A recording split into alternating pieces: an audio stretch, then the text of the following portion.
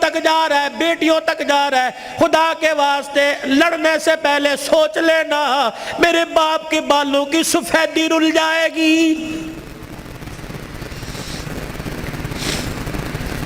گھر کے اندر زور زور سے بولو گی, محلے والے کہیں گے فلانے دی تینے ویکی تماشا لگا رکھا ہے. رب اکبر کی قسم ہے تیرے باپ کی پگڑی رل جائے گی. میری بہنوں میری بیٹیوں, روکھا سوکھا کھا کے گزارا کر لو, چرپائی نہیں زمین پہ لیٹ کے گزارا کر لو, گرمی کے پتلے لون نہیں.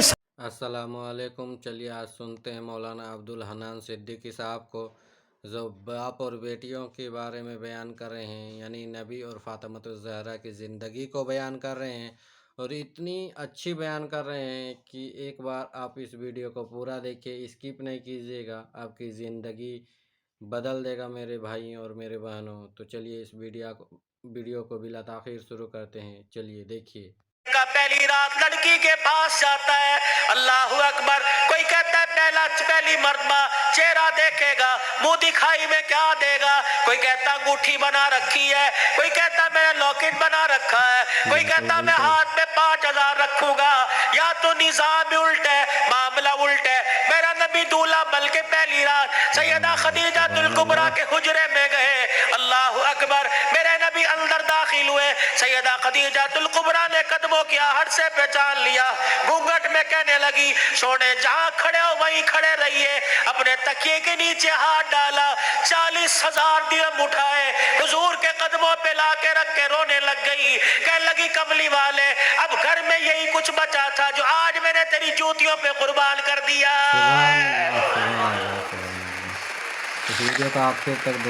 یہ وہ خدیجہ الکبریٰ ہے جسے دنیا نے اسلام کی ملکہ کا نام دیا ہے.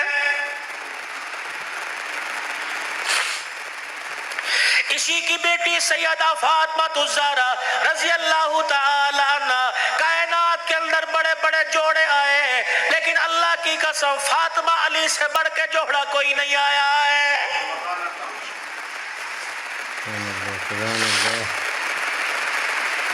رحمت دو عالم صلی اللہ تعالی علیہ وسلم بیٹی کے دروازے پر گئے, جی ابو خیر ہوئے. تم بھی کبھی یہ سنت سمجھ کے بیٹی کے دروازے پہ چلے جایا کرو اور جا کے کہا کرو آجا تیرا باپ تجھے لینے کے لیے آیا ہے. لیکن اس نبی کو کیا پتا تھا, جس بیٹی کو میں میکے لینے کے لیے گیا, سسرال لینے کے لیے گیا کہ میکے آجا, 4 دن باپ کے گھر میں رہ کے بیڑا آباد کر جا. اس نبی کے علم میں کیا تھا کہ 1400 سال کے بعد بہن دروازے پر آئے گی, بھائی دیکھ کے کہے گا ہنے تے گئی سی پھر آ گئی ہے.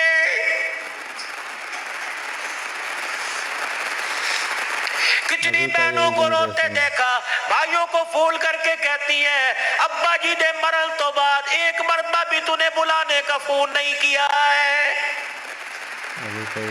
او لوگوں چھٹیوں میں بہن کو بلا لیا کرو, عید تہوار میں بہن کو بلا لیا کرو. رب ذوالجلال کی قسم ہے تمہارے گھر میں آ کے بہن کھائے گی, پروردگار عالم بہن کے کھانے کی برکت سے اللہ تیرے رزق میں اضافہ فرمائے گا. بے شک سبحان اللہ. ماں باپ کو کھلانے سے, بہن بھائیوں کو کھلانے سے اللہ کی قسم گھر کے اندر برکت آیا کرتی ہے, بے برکتی نہیں ہوا کرتی. گھر کے اندر رزق میں عزت میں اضافہ ہوا کرتا ہے. اے فاطمہ آجا, بہت دن ہو گئے 4 دن باپ کے گھر رہا. اللہ اکبر, تیرا باپ تیری جدائی برداشت نہیں کرتا. سیدہ فاطمہ نے ابو جان کا ہاتھ پکڑا, رحمت والے نبی صلی اللہ تعالی علیہ وسلم کا ہاتھ پکڑا, اندر لے گئی. کہنے لگی ابا جان جانے کو تیار ہوں, لیکن مجھے ایک بات بتلاؤ, جب آپ نے مجھے اپنے گھر سے علی کے ساتھ رخصت کیا تھا, میرا سر اپنے سینے پہ رکھ کے کہا تھا بیٹی اب تیرے پر میرا اختیار نہیں چلے گا, اب تیرے پر علی کا اختیار چلے گا. آج کے بعد تو میری مرضی کی مالک نہیں, علی کی مرضی کی مالک ہے. وہ کہے گا اٹھ جا تو اٹھ جائیو, وہ کہے گا بیٹھ جا تو بیٹھ جانا. ابا جان آپ نے کہا تھا کہ جی ابا جانے کو کو تیار ہوں، لیکن علی گھر میں کوئی نہیں۔ میں نے نہیں پوچھا تھا کہ علی ابا لینے آ جائے تو تیری بغیر اجازت کے جا سکتی ہوں کہ نہیں؟ ابا بیٹھ جائیو، اگر علی کہہ دیں گے چلی جا چلی جاؤں گی، اگر منع کر دیا تو میرے ابا جان آپ ناراض نہ ہونا۔ سبحان اللہ، ایسی بیٹی کہاں لاؤ ایسی زندگی ملے گی انہیں؟ جس کو تم دلہن بنا کے، جس کو تم 10-10 سولے سونا چڑھا کے گھر لے کے آئے ہو، سوٹی اٹھا کے کھڑی ہوگی، زبان درازی کرے گی، کہے گی اچھا ماں باپ کے گھر میں جانے کے لیے تیرے سے پوچھنا پڑے گا۔ بالکل اے علی رضی اللہ عنہ اپنی بیوی فاطمہ سے کہہ دے تیری بغیر اجازت کے تیری بیوی کو گھر سے باہر کوڑا پھینکنے کی بھی اجازت نہیں ہے۔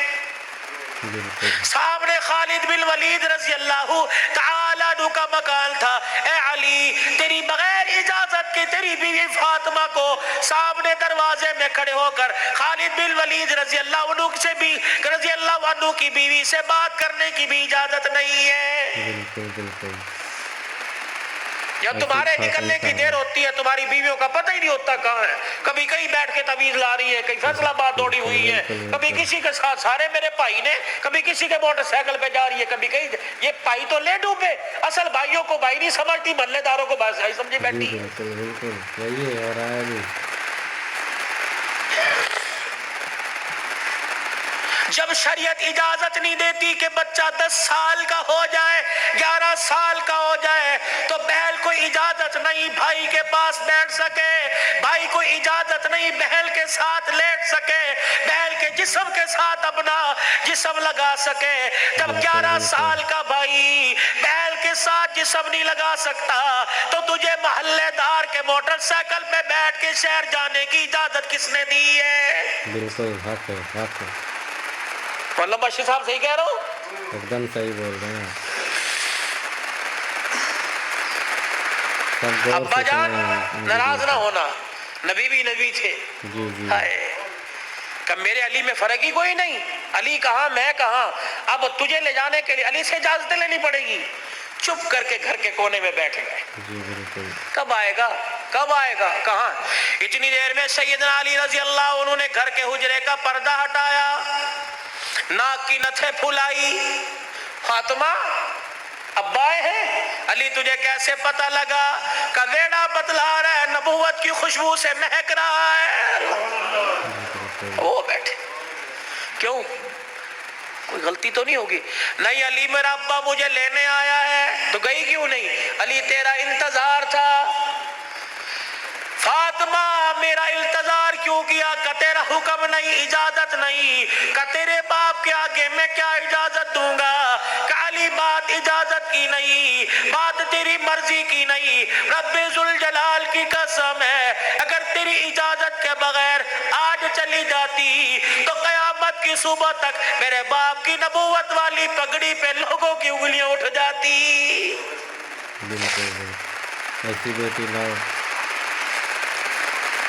اگر یہ میرا پیغام بہنوں تک جا رہا ہے، بیٹیوں تک جا رہا ہے، خدا کے واسطے لڑنے سے پہلے سوچ لینا میرے باپ کے بالوں کی سفیدی رل جائے گی۔